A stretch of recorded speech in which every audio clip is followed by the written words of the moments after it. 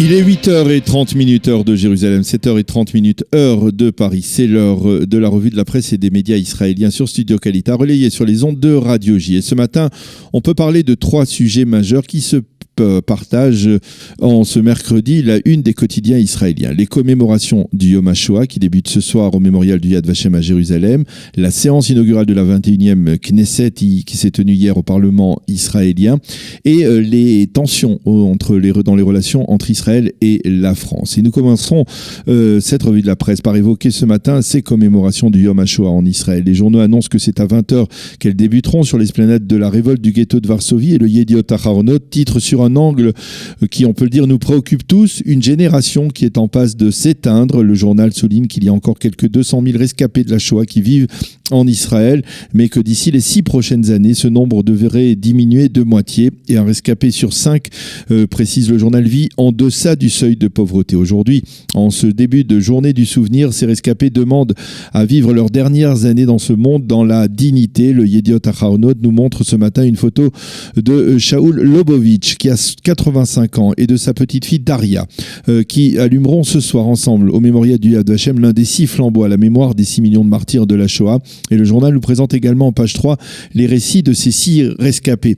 Le plus âgé est Yehuda Mimoun qui a 95 ans, qui est natif de Pologne et qui dit « Les nazis ont pu prendre nos vies, mais ils n'ont pas pu prendre notre ruach, notre esprit, l'esprit juif qui nous a permis de survivre. » Et Menachem Haberman, 92 ans, originaire de Tchécoslovaquie, qui allumera son flambeau avec son petit-fils, soldat dans l'armée de l'air israélienne, déclare « Après avoir survécu, nous devons clamer que l'État d'Israël est le foyer du peuple juif pour les prochaines générations et que nous devons le préserver. » Le Israël Hayom lui consacre sa une à un projet inédit.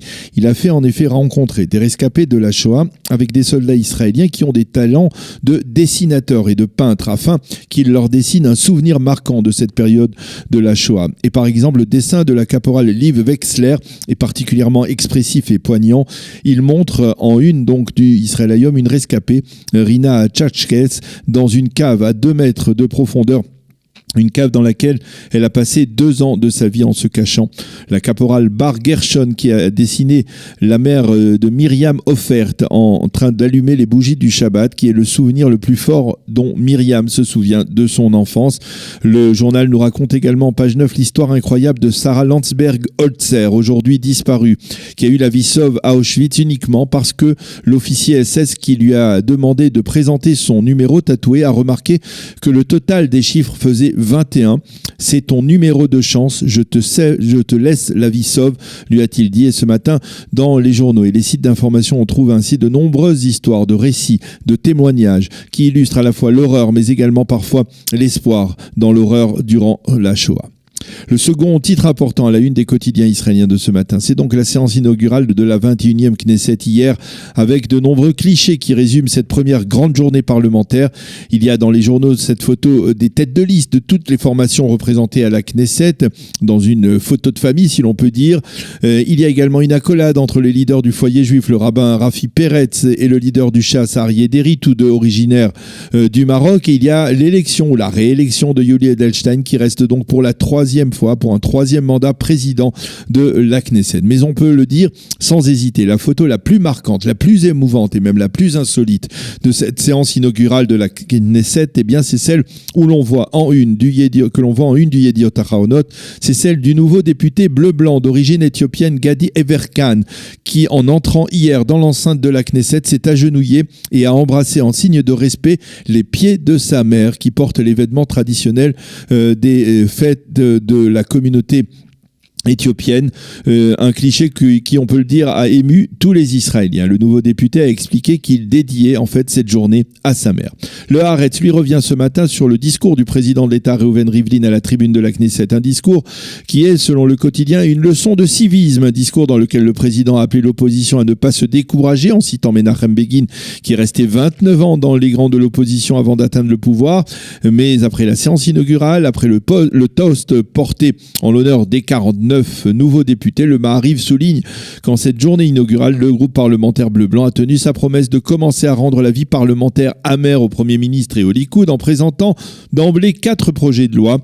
Les 4 premiers projets de loi de cette 21e Knesset. Parmi ces projets de loi, la limitation du nombre de mandats pour le Premier ministre de l'État d'Israël, l'interdiction pour un Premier ministre de continuer à occuper ses fonctions en cas d'inculpation par la justice et la création d'une commission d'enquête sur le dossier des sous-marins allemands. On le voit, il s'agit de projets de loi qui s'en prennent donc directement à Binyamin Netanyahou.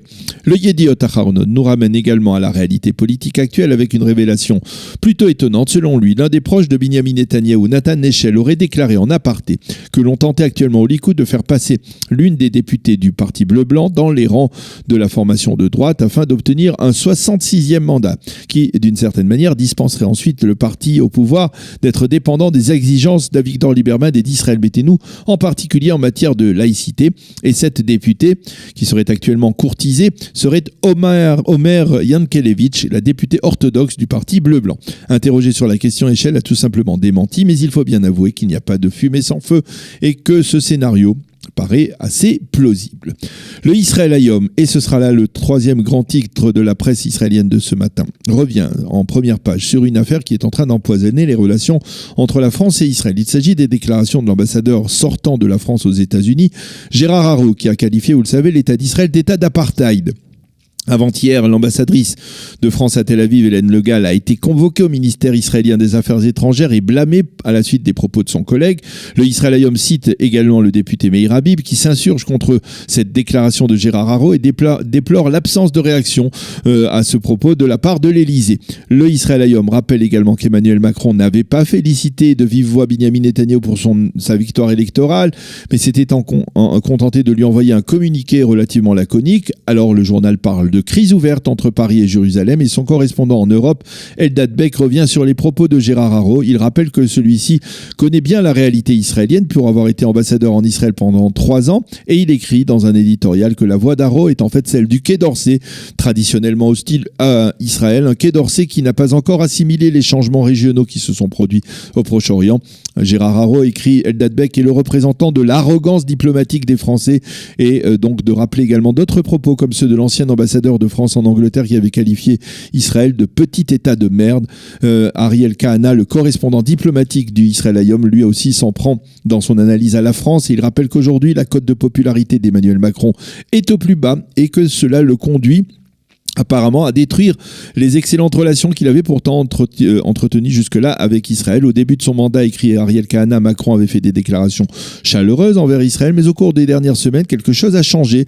Macron a aidé Lapid contre Netanyahou à 3 jours des élections législatives en Israël. Il a ensuite exigé qu'Israël continue à verser aux Palestiniens les sommes qu'il reverse ensuite aux terroristes détenus en Israël. Ces décisions vont à l'encontre de tout bon sens, écrit Kahana, et de révéler que Macron avait envisagé même au début de son mandat de nommer Gérard Haro à des fonctions importantes dans son état-major, peut-être même au poste de Premier ministre, mais on l'avait mis en garde face au caractère relativement autonome de Gérard Haro et d'une certaine manière, si l'on peut dire, de sa grande gueule, comme l'écrit Ariel Kahana. Et ce dernier se demande si Macron n'est pas en train de revenir à son premier cas de figure et il suggère à Macron et à Haro de réfléchir de manière plus intelligente à leur relation avec l'État d'Israël en rappelant que c'est Israël qui, plus d'une fois, au cours des dernières années, a fourni au service de renseignement français des informations top secrètes sur des tentatives d'attentats sur le sol français. Voilà donc pour ces 3 principaux dossiers à l'ordre du jour dans la presse israélienne de ce matin. C'est la fin de cette revue de la presse et des médias israéliens.